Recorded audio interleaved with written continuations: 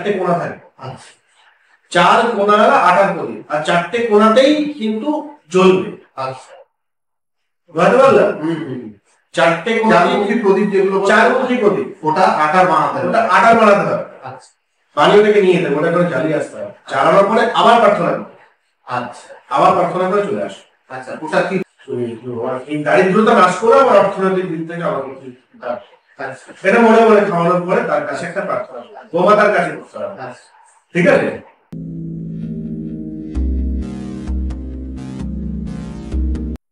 আর কদিন বাদেই কৃষ্ণের জন্মদিন, মানে জন্মাষ্টমী, 16ই আগস্ট। এই 16ই আগস্ট কৃষ্ণের জন্মতিথিতে কোনো কি বিশেষ যোগ রয়েছে কোনো কিছুতে, বা কোনো বিশেষ নিয়ম কি মেনে চলা উচিত, বা কি করা উচিত? পুরো বিষয়টাই আজকের ভিডিওতে আলোচনা করব, জেনে নেব। আমার সাথে রয়েছেন অ্যাস্ট্রোলজার চয়ন চৌধুরী, আপনারা সবাই ওনাকে চেনেন। উনি গত দীর্ঘ 18 বছর ধরে প্র্যাকটিস করছেন অ্যাস্ট্রোলজি, এবং উনি সেকেন্ড জেনারেশন যিনি এই প্রফেশনের সাথে যুক্ত রয়েছেন। আর আমি সোমনাথ, নমস্কার। অ্যাস্ট্রো পার্লার ইউটিউব চ্যানেলে আপনাদের সকলকে স্বাগত। চলুন তাহলে শুরু করা যাক আজকের এই টপিকটি, এই ভিডিওটি। জন্মাষ্টমী উপলক্ষে কি কি করা উচিত নয়, এবং এই তিথিতে কি কি মেনে চলা উচিত। দাদা, এই যে আর কদিন বাদেই তো জন্মাষ্টমী রয়েছে, কৃষ্ণের জন্মদিন। এই তিথিতে অ্যাস্ট্রোলজিক্যাল বিষয়বস্তু, মানে অ্যাস্ট্রোলজিক্যাল দিক অনুযায়ী এই তিথিটা কি কি করা উচিত, কি কি করা উচিত নয়, এবং এর বিশেষত্ব কি বলছে অ্যাস্ট্রোলজি। দেখো, তোমার আগে যেটা শ্রীকৃষ্ণ, আমাদের শ্রীকৃষ্ণের এটা একটা জন্মদিবস, ঠিক আছে। তো এটা অ্যাস্ট্রোলজিরও, মানে তুমি যদি বলতে পারো যে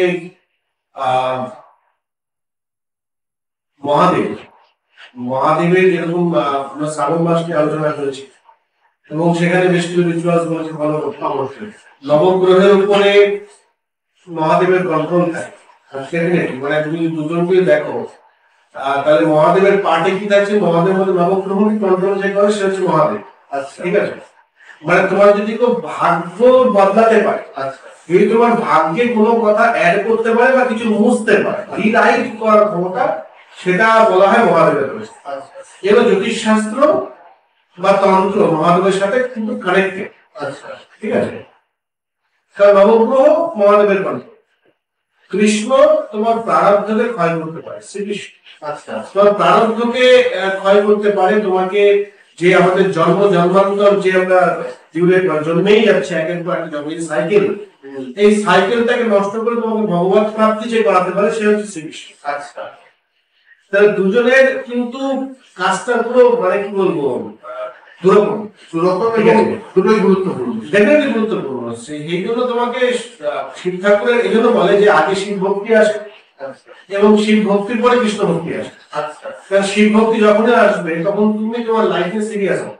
আচ্ছা, তুমি তখন তোমার ভাববে যে আমার যে ভবিতব্য যেটা আছে সেটাকে কি আমি পাল্টাতে পারি, বা আমি কি আমার কর্মকে পাল্টাতে পারি, বা আমি কি আমার জীবনকে পাল্টাতে পারি। তখন তুমি খুঁজবে, তখন তুমি শিবের শরণাপন্ন হবে। আর শিব, তুমি একটা জিনিস দেখবে, শিব কি করে, অনেক নিচ অব্দি, নিচ থেকে, মানে অনেক নিচ থেকে তুমি দেখবে তামসিক প্রবৃত্তি যাদের মধ্যে আছে, ধরো নেশা ভান করে, নানান রকম তামসিক প্রবৃত্তি, শিবের উপাসনা। আচ্ছা, পাবে কিন্তু তুমি। হ্যাঁ, আমি এটা মানে শিবের নামেই আজকাল বিভিন্ন রকম এসব এডিকেট করে দেয় যে গাঁজা খাচ্ছি, ভান খাচ্ছি, শিবের বাবার প্রকার, বাবার প্রকার। বিষ খেতে বললে খাবে না, বিষ খেতে বললে খাবে না। তো শিব অনেক নিচ থেকে তো, যখন তুমি একদম পড়ে গেছো, আচ্ছা, একদম পড়ে গেল, তখন শিবকে দেখো, শিব মানে উদ্ধার করে দেবেন একদম নিচ থেকে তো। যখন তোমার জীবনে তুমি ঘুরে দাঁড়াতে চাইছো, যখন তোমার ইয়ে নবগ্রহ কন্ট্রোল, যে তোমার জীবনের নবগ্রহে যে প্রভাবে তুমি কাটাতে চাইছো, তোমার ভবিতব্যকে একটু হলেও পাল্টাতে চাইছো, শিব। এবার শিব ভক্তির পরে কৃষ্ণ ভক্তি, কারণ কৃষ্ণ ভক্তি, কৃষ্ণ কি, কৃষ্ণ বলছে আমি তোমার ভবিতব্যের হাত দেবো না, তোমাকে ভগবত এই জীবনে যা হয়েছে ভগবত তোমাকে এই জন্মান্তর ধরে জন্মানোর যে সাইকেল, এটাকে নষ্ট করবো। মানে পরপর তো না, তবে একটা স্টেপ থেকে উত্তীর্ণ হবে, তারপরে তার একটা স্টেপে যাবে। জন্মবন্ধন তুমি তার এক মুহূর্তে চেঞ্জ করতে পারবে, তো দুটো দিক দেয়। এই জন্য কৃষ্ণ শিব দুজনই এই দুজনে ভীষণ ইম্পর্টেন্ট। এবং আলটিমেটলি জ্যোতিষশাস্ত্র মতে তুমি যদি বলো তাহলে শ্রাবণ মাসে তোমার মনস্কামনা পূরণ হয় না এমন কিছু নেই। তুমি চাইলে ঠিক মতো শ্রদ্ধা ভক্তি নিয়ে শিখবে, তেমনি বলছে না ভোলে বাবা, ভোলে বাবা বলছে, তাহলে একটু প্রসন্ন হয়ে যায়। ঠিক তেমনি কৃষ্ণ জন্মাষ্টমীতে তুমি যদি ঠিকঠাক করতে পারো ভক্তি ভাব নিয়ে, তোমার মনস্কামনা পূর্ণ হবে না, তোমার গ্রহের দোষ কাটবে না এমন কিছু নেই। আচ্ছা, তার যদি ইচ্ছা থাকে সব হয়ে যাবে। এবার তার মধ্যে কিছু বলে দিই কেন ইম্পর্টেন্ট। দেখো কৃষ্ণ জন্মাষ্টমী কি, কৃষ্ণ জন্মদিন প্রথম কথা। দ্বিতীয় কথা হচ্ছে যে এই দিনকে আমাদের এইখানে এবং বাইরের স্টেট গুলোতে যেটা মাঝরাত্রে কৃষ্ণের জন্ম হয়েছে আমরা জানি, যেহেতু তার বেশিরভাগ তারা কি করে সকাল থেকে শুরু করে উপবাস থাকে মাঝরাতও, মানে রাত্রি 12টা উপবাস থাকে। উপবাস থাকার পরে তারপরে কৃষ্ণের কিন্তু পুজো হয়, সারাদিনও হয় তখনও হয়। আর এটা বাইরের স্টেটে বেশি ফলো করে, আমাদের এখানেও করে যারা বিষ্ণু বৈষ্ণব তারা তো ডেফিনেটলি করে, ঠিক আছে। কিন্তু এটা ভীষণ ইম্পর্টেন্ট, এইটা আমাদের একটা প্রথা। এইবার এটা তুমি যদি মনে করো যে তোমার নবগ্রহের ক্ষেত্রে কি কাজ, দেখো নবগ্রহের ক্ষেত্রে আমি পার্টিকুলারলি বলে দিচ্ছি, নবগ্রহ নিয়ে বলবো না, তবে রাফলি যেটা আছে তোমার সমস্যাগুলো নিয়ে বলবো।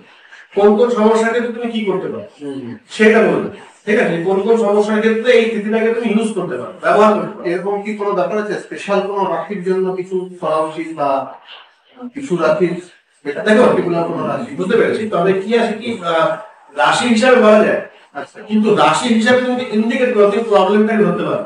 ওকে, হয়তো আমার মেষ রাশি, তোমার রাশি হিসাবে বললাম পুরো একটা বিষয়, কিন্তু তুমি এই মুহূর্তে হয়তো ফাইন্যান্সিয়াল ক্রাইসিস ফিল করছো। ওকে, তোমাকে আমি যে রেমেডি বললাম ওটা ফাইন্যান্সিয়াল ক্রাইসিসের জন্য না। ওকে, ওই জন্য প্রবলেম হিসেবে বললে তুমি কানেক্ট করতে পারো বেশি। ওকে, আমার এটা মনে হয় না।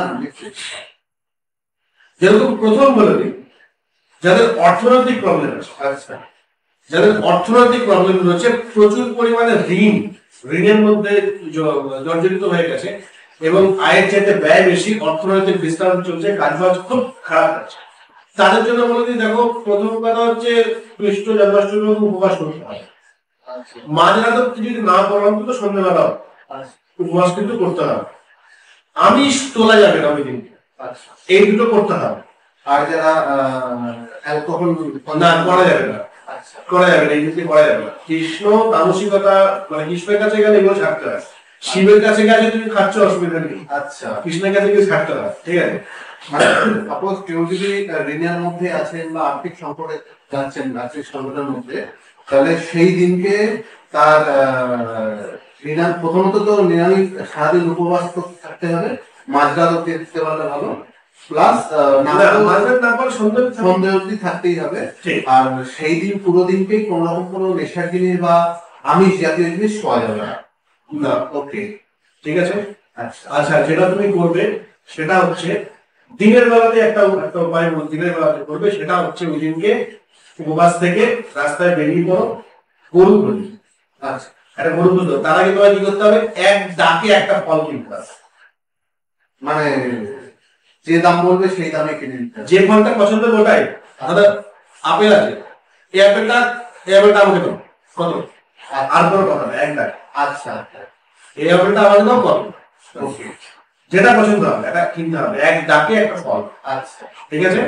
ওই ফলটা কিনে নিয়ে গিয়ে কোনো গরুকে খাওয়াতে হবে, ঠিক আছে। আর খাইয়ে ওখানেই মনে মনে আচর করে হবে, মনে মনে বলতে হবে যে আমার গোয়াটা তুমি শ্রীকৃষ্ণের সবচাইতে প্রিয় প্রাণী, আমার এই প্রবলেমটা অর্থনৈতিক প্রবলেম, এইটা তুমি এই দারিদ্রতা নাশ করো, আমার অর্থনৈতিক দিক থেকে আমাকে এটা মনে মনে খাওয়ানোর পরে তার কাছে একটা প্রার্থনা গোমাতার কাছে করতে হবে, ঠিক আছে। যেরকম শিবের ক্ষেত্রে নন্দীর কাছে করতে, এটা তুমি দিনের বেলায় করে দেবে।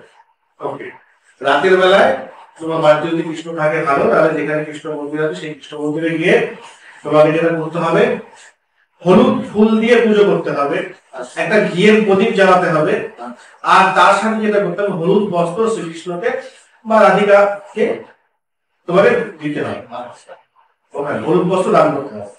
জাস্ট এইটুকুনি করতে হবে। ওখানেও সেম জিনিস, যে আমি এখন থেকে আমি নিজেকে পাল্টাচ্ছি, আমার এই দারিদ্রতা নাশ করুক, এবং অর্থনৈতিক সমৃদ্ধি আনুন। ওখানে ওটা প্রার্থনা করে চলে বলতে হবে, দেখো বলতে হবে। ভগবানের কাছে অনেক আছে কিনা গিয়ে চায় না, ভগবানের কাছে চাইতেই হবে। আমাদের সাথে ভগবানের গিভার থেকে সম্পর্ক, সত্যি কথা বলতে।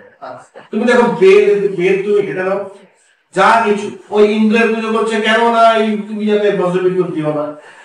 তোমার বরুণ দেবের পুজো করছে, যে বরুণ দেবের পুজো করছে, অগ্নিদেবের পুজো করছে কেন, যাতে খরা বন্যা না হয়, শস্য শ্যামলা হয়, তোমার যা প্রয়োজন সেই অনুযায়ী পুজো। আমি জানি না এখন কি চলে এসছে বহু বছর ধরে, বিশেষ করে বেঙ্গলের মধ্যে, যে ভগবানের কাছে তুমি চেয়েও না, আরে না চাইলে দেবে না, চাইতে হবে। নিজের সমস্যাটা মন খুলে বলতে হবে, 100% বলতে হবে, বলে না বলে তো সমস্যা হয়। আচ্ছা, তুমি বেশিরভাগ লোক দেখবে মন্দিরে গিয়ে কিছু বলে না, প্রণাম করে চলে, তুমি বলছো না সেবা করবে, বলো যে আমার এই প্রবলেমটা আছে দয়া করে। তবে হ্যাঁ, মানসিক করা দরকার নেই। আচ্ছা, মানসিক করা দরকার নেই, গিয়ে তোমাকে 101 টাকা দক্ষিণা দিয়ে দেবো দরকার নেই, ভগবান টাকার টিকা চায় না, ঠিক আছে। কিন্তু চাও যেটা আছে বলে বলে চলে আসে, এটা করে দেবে। এটা করে আসার পর থেকে ডে বাই ডে তোমার ইনকাম যদি না বাড়ে, তুমি ইনকাম বাড়বে, তোমার প্রচুর দেনা তুমি করে রেখে দিচ্ছ, একদিনে দেনা মিলবে না, কিন্তু অ্যাটলিস্ট তুমি তোমার দেনা যে দিন দিন কমছে তুমি সেটা বুঝতে পারো। আচ্ছা, আর যেটা করবে মাঝে মধ্যে তারপরে গিয়ে কৃষ্ণ মন্দিরে গিয়ে একটা হলুদ ফুল তুলসী পাতা দিয়ে আসবে মাঝে মধ্যে। উপোসটা কি নিজের উপোস করতে হবে নাকি না জলটা? নির্জলা, দেখো যাদের উপোস করার অভ্যাস নেই তাদের ক্ষেত্রে নির্জলা করাটা খুব টাফ। যাদের উপোস করে, যাদের অভ্যাস নেই তারা পারবে, যতই করুক জলে কোনো অসুবিধা নেই। ইভেন যারা পারে তারা সাবু খেয়েও করে, ফল খেয়েও করে। একা কিন্তু যারা পারবে না তারা ফল খেয়ে করুন, আচ্ছা, সাবু খেয়ে করুন, একা কিন্তু যারা পারবে না, ঠিক আছে। এটা গেল 1 নম্বর, অর্থের জন্য। সেকেন্ড যেটা বলে দিই, অনেক মহিলাদের ক্ষেত্রে দেখবেন স্বামীকে নিয়ে প্রবলেম হয়, শ্বশুর বাড়িতে প্রবলেম থাকে, স্বামী হয়তো প্রচন্ড নেশা করে, মারধর করে, বা শ্বশুর বাড়িতে খুব প্রবলেম। এই ধরনের যদি বিয়ের পরে ব্যাটের কোনো প্রবলেম থাকে, তার জন্য জন্মাষ্টমীর দিন যেটা করতে পারবে, একদম তোমাকে একটা জিনিস বুঝতে হবে, তাকে একটা জিনিস বুঝতে হবে যে আশপাশে বা একটু দূরে হোক যেখানে খুশি, অসত্য গাছ একটা খুঁজতে হবে। শহরাঞ্চলে পাওয়াটা খুব মুশকিল, গ্রামাঞ্চলে পেয়েই যাবে। অসত্য গাছ আশপাশে কোথায় দেখে নিতে হবে, ঠিক আছে।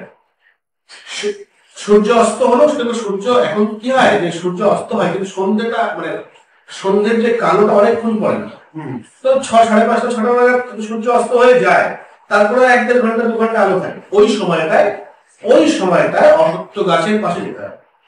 তোমাকে কি কিনতে হবে তার আগে? একটা হলুদ সুতো, একটু বড় দেখে হলুদ সুতো বা ধাগা বা রলি বা এই টাইপের কিছু, হলুদ কালারের, না পেলে হলুদ পৈতেও পাওয়া যায়, সেটা হলো হলুদের সাথে লাল অনেক সময় মেশানো থাকে, ওটা চলবে না, শুধু হলুদ, পুরো পিওর হলুদ, পিওর হলুদ। না পেলে যে কোনো সাদা সুতোর মধ্যে হলুদ ঘষে কালার করে নিতে পারে, আচ্ছা, ঠিক আছে। ওই গাছটাকে ওই সুতোটাকে পুরো প্যাঁচা, 1 প্যাচ তো পারে বা 3 প্যাচও দিতে পারে, আচ্ছা, আর 3 প্যাচ দিলেও ভালো, বা 1 প্যাচও দিতে পারে। যে ঘি মাতার সময় মনে মনে প্রার্থনা করবে, অসত্য গাছ মনে মনে প্রার্থনা করবে, যেটা প্রার্থনা করা, যেটা চায় যে সমস্যাটা মিটুক, ওটা করবে। আর যে সমস্যা ফ্যামিলি রিলেটেড আছে বা বিয়ের পরে যে সমস্যাটা আছে ওটা বলবে, ফ্যামিলি নিয়ে হতে পারে, শাশুড় শ্বশুর বা ইনলজদেরকে নিয়েও প্রবলেম হতে পারে। আর ওখানে নিজের নিয়ে যেতে হবে একটা মানে আটার প্রদীপ, বাড়ি থেকে তৈরি করে নিয়ে যেতে হবে। 4 কোণা, তার 4টে কোণা থাকে, 4 কোণা আটার প্রদীপ, আর 4টে কোণাতেই কিন্তু জ্বলবে। বুঝতে পারলাম? 4টে চারমুখী প্রদীপ, যেগুলো 4মুখী প্রদীপ, ওটা আটার বানাতে হবে, বানিয়ে ওটাকে নিয়ে যেতে, ওটা করে জ্বালিয়ে আসতে হবে। জ্বালানোর পরে আবার প্রার্থনা করবে, আবার প্রার্থনা করে চলে আসে। আচ্ছা, ওটা কি যে কোনো অয়েল বা সরষের তেল দিয়ে জানা যাবে না? ওটা ঘি দিয়ে, ঘি দিয়ে করলে যে কোনো সে ভালো হয়, যদি ঘি না হয় তো যে কোনো তেল দিয়ে করতে পারবে, কোনো অসুবিধা নেই। এটা হচ্ছে ওদের জন্য, ঠিক আছে। আচ্ছা, নেক্সট যেটা বলবো, যাদের দেখবে ফ্যামিলিতে কোনো কি বলবো, হিন্দিতে একটা কথা আছে ভরকার, মানে বাংলায় বলে হচ্ছে যে কোনো শ্রী নেই।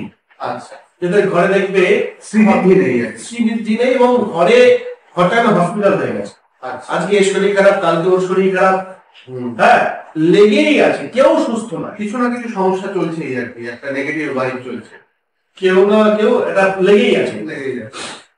তারা যেটা করবে, তাদের জন্য বলে দিচ্ছি, তারা যেটা করবে, তারা ওই দিনকে যদি বাড়িতে তুলসী গাছ থাকে ভালো, তুলসী গাছ না থাকলে ওই দিনকে একটা তুলসী গাছ নিয়ে আসবে আর তুলসী মন্ত্র করবে।